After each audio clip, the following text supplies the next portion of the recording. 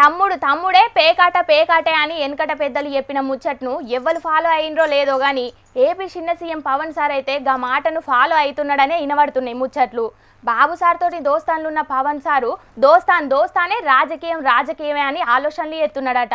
మరి గా ఆలోచన ఏందో గా ముచ్చటేందో గీ ముచ్చట చూసి పురాగరుసుకొని రాపోండ్రి. రాజకీయాలంటేనే పదవుల కోసం పోటీపడు. దాంట్లో పక్క పొంచి పార్టీడు లేడు, ఇంటి పార్టీడు లేడు. ఇంకా 2-3 పార్టీలు కలిసి కూటమి కడితే ఏ పంచాయతీలు లేకుండా ఏ రాజకీయాలు లేకుండా ఉంటాయి అనుకుంటాం. కానీ ఎంత పంచాయతీలు లేకుంటున్నా కూడా పదవి అనే బీమారితోటి ఖచ్చితంగా పంచాయతీలు అయితేనే ఉంటాయి. ముందుగాల సీట్లను త్యాగం చేసిన పవన్ సారు అటెనకల సర్కార్ వచ్చినాక పదవుల ముచ్చట మీదనైతే వెనుకకు తగ్గుతూనే లేడు. బాబు సార్ కూడా పవన్ సార్కు అన్యాయం చేయొద్దని అనుకుంటున్నాడు. ఇక షరీకల ముచ్చట్ల కూడా పవన్ సార్ వెనుకకు చూస్తలేడు. సైకిల్ పార్టీల కంటే ఎక్కువ గిలాస పార్టీలనే షరీకలు కావాలి అని ఆలోచనతోటి ముంగడికి పోతున్నాడు. గది కూడా పంక పార్టీల నుంచి అయితే ఇంకా మంచిది అని చూస్తున్నాడట పవన్ సారు.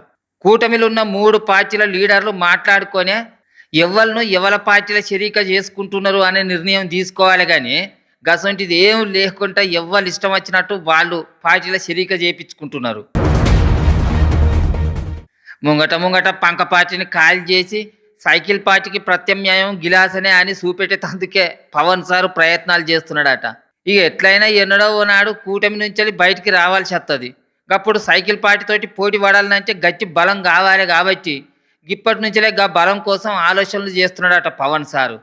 అట్లనే గుంటూరు నుంచి శ్రీకాకుళం దాంకున్న కాపులను జనసేన దిక్కు చూసేటట్టు కూడా రాజకీయ ఆలోచనలు చేస్తున్నాడట పవన్ సారు.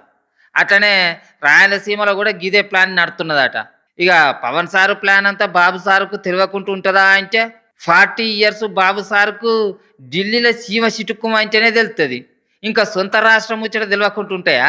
గాయన జాగ్రత్తలకు ఆయన ఉంటాడు.